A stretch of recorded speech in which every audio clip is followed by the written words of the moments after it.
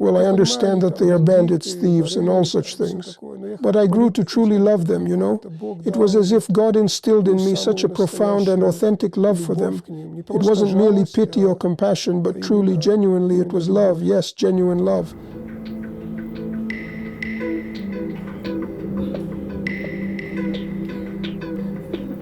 Our life, it's not easy. And those individuals who are currently living on the streets and using drugs, or have used them in the past, are both vulnerable and incredibly resilient individuals simultaneously. They are weak because, well, due to certain external circumstances, they've hit rock bottom and, in a way, took the easy way out, finding comfort and solace through narcotics. But then again, they're incredibly resilient, because I occasionally encounter individuals who have been living on the streets for many years, even for entire decades. This specific location is precisely where individuals, at any time of the day or night, can readily find and acquire drugs for their consumption. And that's the primary reason why drug addicts gather there.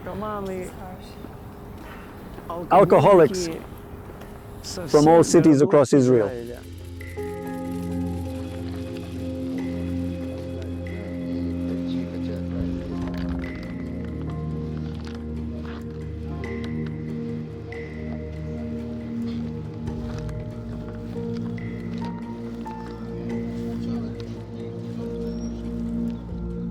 So my partner and I arrived there and started distributing brochures and Bibles to people right out on the street. We made sure to reach everyone we could find. There was a group of drug addicts in the park. They were shooting up right out in the open, and there were a lot of them. I was even scared of them at first. They looked so rough, such intimidating drug addicts. They were living on the streets, truly homeless. But then I somehow gathered my courage, approached them, and started to engage them in conversation, offering them the New Testament. And I saw that they were very open to the gospel, very receptive. I remember a girl lying on the grass under a tree. So I approached her and asked, "Would you be interested in a New Testament?" She eagerly replied, "Yes, yes, yes." A few minutes later, I was already praying with her, and then with another and another.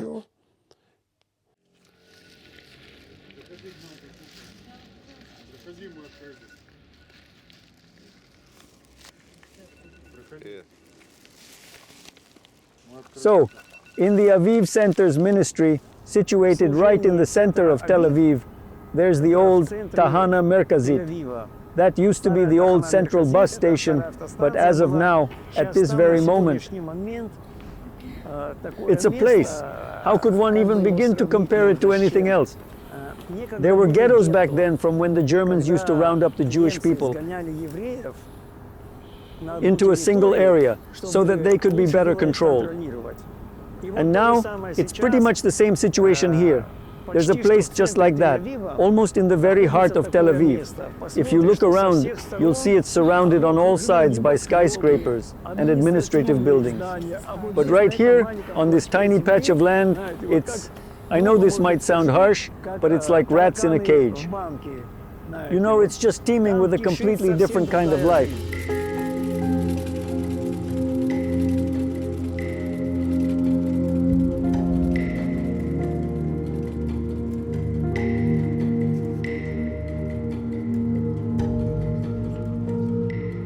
Under no circumstances should you ever attempt to enter such areas with cameras or any equipment, because you will inevitably encounter serious problems, and you'll find yourself utterly unable to explain anything if you've never resided or spent any significant time there before. You'll just end up getting your head bashed in, or something seriously unfortunate might befall you. So Tel Aviv is not what you imagine it to be. Tel Aviv is a different world. It's completely different. And so we started making our way to that very park twice every week, setting up a table and bringing along sandwiches, literature, and we started getting to know them. And for them, for the drug addicts, it was so unusual that someone was suddenly showing them care, because everyone hated them. Occasionally, some Israelis would observe our outreach table, approach us, and quite bluntly say, "You should just give them poison.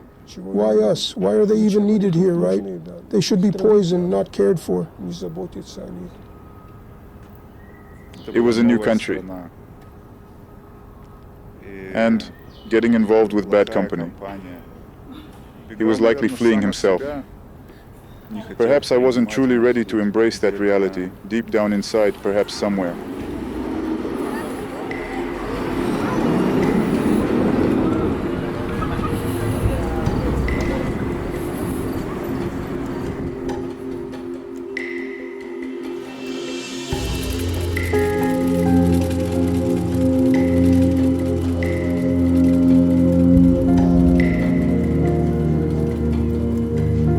There's a way.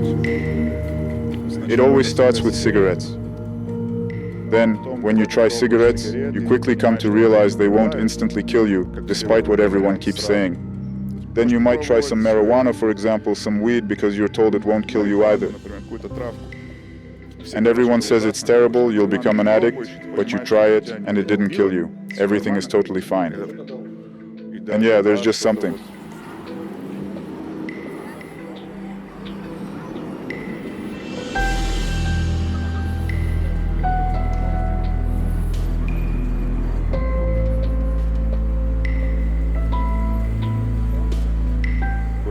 Some kind of bondage. Some sort of bondage. It brings me to the thought that it's more of a spiritual kind of bondage.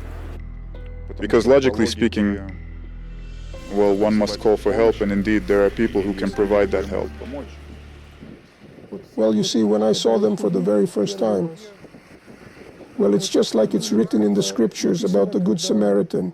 When he saw that wounded person, he felt such deep compassion and took pity on him. And I felt such deep compassion for them.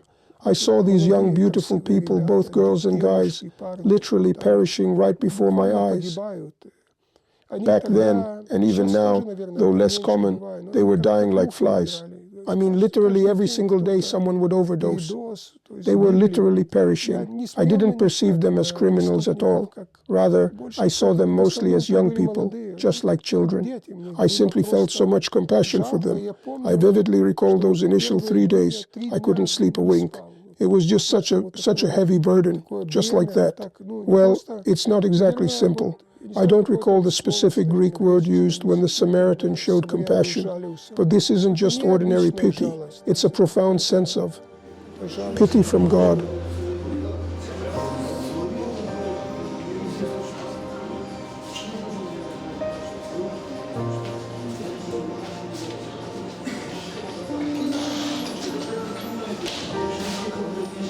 And they all started calling me Uncle Boria, you know. That is to say, with such respect, you know. These young guys would come and lay their heads on my shoulder, and they must have felt that I also genuinely loved them. So, Uncle Boria, how do you see that? These kids, they didn't respect anyone. You know, they were all young criminals who had been to prison, and they didn't respect their elders. But with me, they had a very special kind of respect. You see, they felt that we came to them with what? That we came to them with love. And every single time I was right there. I used to go there about 4 or 5 times a week. We'd drop Yossi, our son, at school. Then Olya and I would head to the old central bus station, sometimes with the table, other times just to walk. I really loved that area. You'd always meet someone there. And they, all of them, fully engaged with us, openly sharing their life stories and experiences. So I'm heading to rehab, making my way over there. Our connections became profoundly important. Very special with them. Everything was built on bonds. There's a fellow, been on the streets for 20 years now. Periodically, he disappears from our sight, but he always comes back. You have to be a very strong person to suffer like that constantly, to be on the street, looking for food, looking for drugs, trying to protect yourself from all kinds of circumstances. Rain, cold, heat, it's very hard. It's much easier to raise your hands and say, please help me, but for some reason it doesn't happen. So,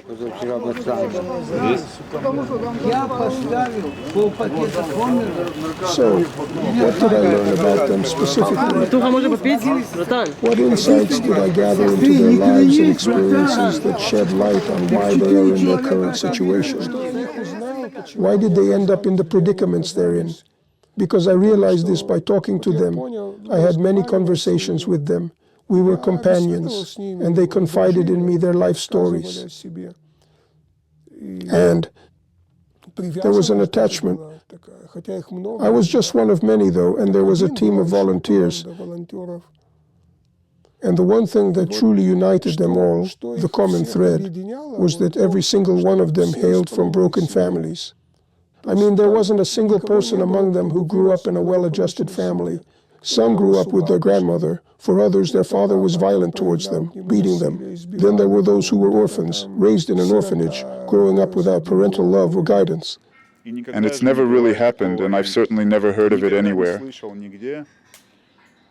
I don't think I've ever even seen it in movies, where some person was living a peaceful, normal life, is living a quiet, normal life, and then, out of the blue, at some point just decides to try cocaine or heroin. I mean, that simply doesn't happen in reality. And I haven't met a single one who came from what you'd call a stable family. And through this experience, I came to a profound realization. It was an extremely crucial moment in my life, that these young individuals, these girls and guys, are truly victims. Why? Because if they had grown up in stable families, they wouldn't have ended up this way. If only they had been shown love and attention in their parental home, if they had truly lived in a normal, stable family environment. This isn't to say that every single person who grew up in a dysfunctional family inevitably became a drug addict. But all these drug addicts, every single one of them, they all came from dysfunctional families, without exception. Therefore, I perceived them as victims, individuals who had suffered greatly and became what they are through no fault of their own, but rather due to their parents. And as for their parents, well, I suppose this particular sin, in a sense, traces its origins right back to Adam and Eve, doesn't it? It's not just sin that's passed down, but also this thing where, well, when their parents raised them incorrectly, or fail to provide them with what they truly needed, they, in turn, cannot provide that for their own children.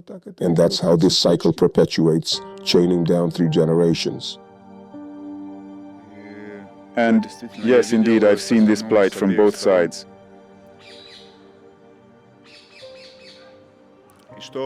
And what's probably most important, beyond the love for these individuals, which I genuinely believe to be something truly supernatural, given that these are people living on the streets, and it is inherently challenging to love them. Because they are frequently ungrateful and sometimes aggressive. But the Lord has somehow instilled in my heart a profound love for them.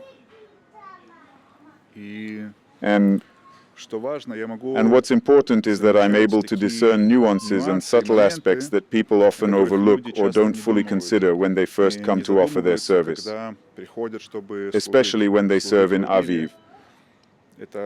It really requires a special tact when you're ministering to them, because these are truly very vulnerable people.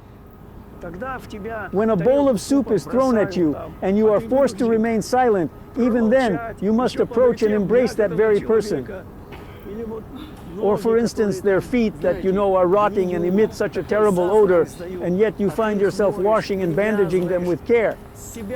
And sometimes it even happens that with the stores closed in the evening, someone might say, "Oh, you're so fortunate, sitting comfortably here in your warm jacket and socks." And there were moments when our guys would even take off their own socks and jackets, giving them to those less fortunate living on the streets. And it's all so effective, you know? Words don't impress anyone anymore.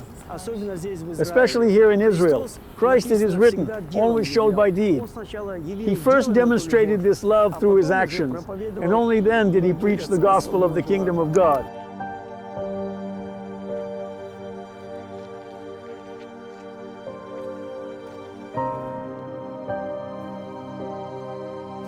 For them, it's incredibly valuable to have someone actually engage with them, for someone to truly listen to their small, personal details, their successes or even their minor setbacks. For them, it's their entire world, and nobody wants to listen to them. Among themselves, they don't even wish to truly hear one another. This really falls right into the category where a modern conversation is when one person waits for the other to finish just so they can say what they want to say. And you see this so clearly on the street. One person says something, then the other says something completely different.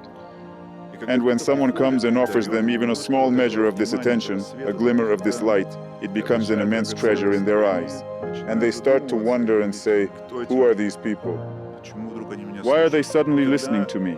And once they've had a chance to talk, they start to realize what truly lies deep within their soul, which is an emptiness and pain that is skillfully masked by aggression, drugs, and strange, inappropriate behavior. It's all just a facade, a camouflage designed to conceal their inner pain and deeply felt sufferings. So it's a kind of the path, as I perceive it, that has been molded by a significant number of wrong choices and decisions made during their lifetime. There are guys, right? The guys are mostly, well, they have to hustle. They need hundreds of thousands of shekels a day. They steal, yeah. But often there are many girls involved, and for them to acquire drugs, they invariably resort to prostitution. And at one point, I discovered a crucial piece of information about this situation. And this is what researchers universally affirm, that every single one of the girls and women involved in prostitution has, without exception, endured sexual abuse during their childhood. This is a 100% fact. That's a fact. So essentially, it's the very same point I made earlier. Drug addicts are victims, and these women are also victims. I also don't fully grasp the mechanism of how it operates, yet it remains a definitive fact. This is what specialists, psychologists, social workers say. Every single girl, every woman involved in prostitution, it started for them in childhood, rooted in some past trauma. Typically, such sexual abuse occurs in childhood, and it most often takes place within the family.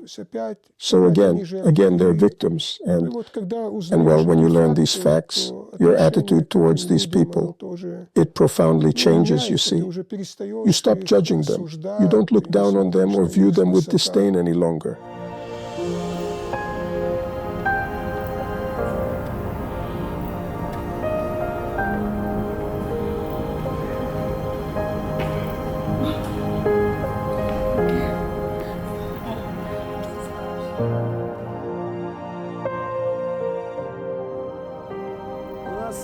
We have a brother named Andrei Tragub. He once resided beneath a bridge, and there he had created a small refuge for himself. You know, you'd go there and people are walking on the bridge right above you. But if you go down below, he had it all walled off with cardboard. That's actually where he resided.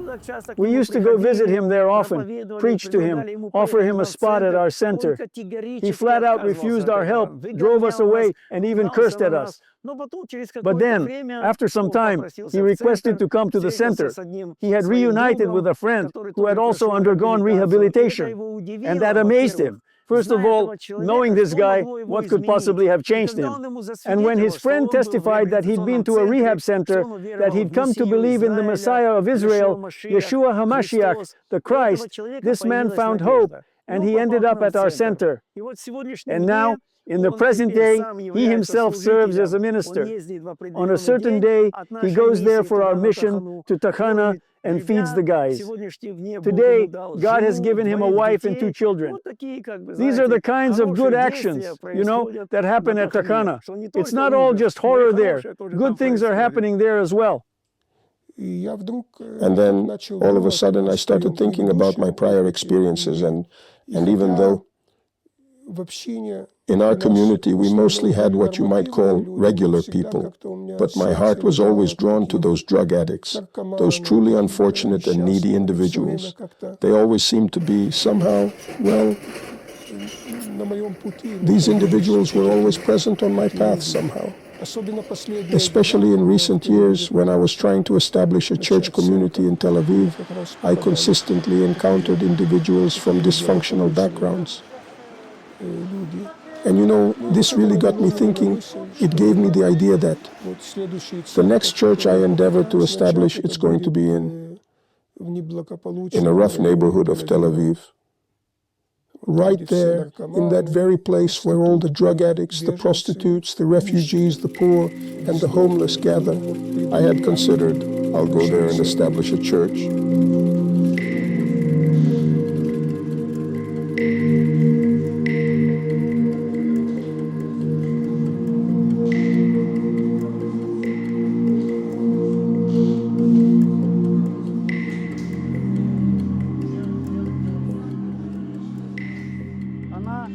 She herself is German, she's Polish, but she lives in Germany, and she would come here regularly. She was quite the business, a truly impressive business lady, and she even owned her own fields back in Poland. She would harvest the crops, sell them, and then come all the way here to donate the finances to Israel. And she would come here every morning to Tachana, back when these tents were still here and none of this existed. She would gather stones like this, set them up and pray. I believe that through her prayers and ours, God destroyed all this. Do you recall the sheer horror this place was? And now, behold, playgrounds, a police station has been erected, thank God. He came up to me and handed me this thick envelope with $1,000 in it. Back then, that amount was quite a bit of money. And with precisely that money, when I returned home, we were able to purchase these tables, all these kettles, the coffee, the thermoses, you know, all of those things. And we started going there, yes. Back then, well, I never thought if someone had. Had someone told me then that we would have 5 incredible projects like a soup kitchen, a rehab center, a women's shelter, and a humanitarian project, I would honestly have never ever believed it. Well, I just wouldn't have believed it, you know, that it would develop and flourish for us in this way. We have 7 full-time staff members, along with many volunteers. Everything has expanded so much, yet it all began with something so incredibly small.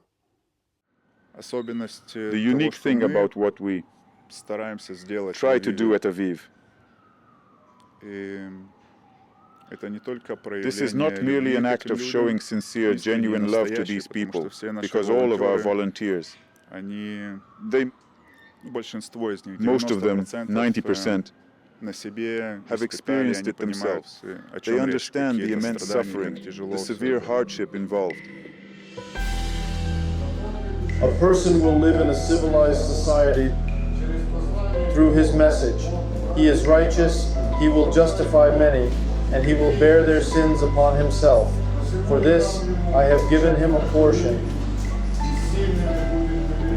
It's not merely the love and respect we aim to provide, but above all, our central purpose is to transmit our unwavering faith, the very path that has been instrumental in guiding and assisting us. We never impose anything on anyone. Instead, we consistently extend a helping hand and share what we genuinely believe in, which is precisely what brought us through. We talk about Christ, we talk about His love, about salvation, about the forgiveness of sins, about how life can change, that there is a choice. This, we believe, is a spiritual warfare. It's a spiritual warfare, and in this war, the weapon must also be spiritual. We give them bread and water, we nourish them, we offer clothes, and we offer our time and our love. But to truly win a spiritual war, you can only use a spiritual weapon, and we also explain how that works.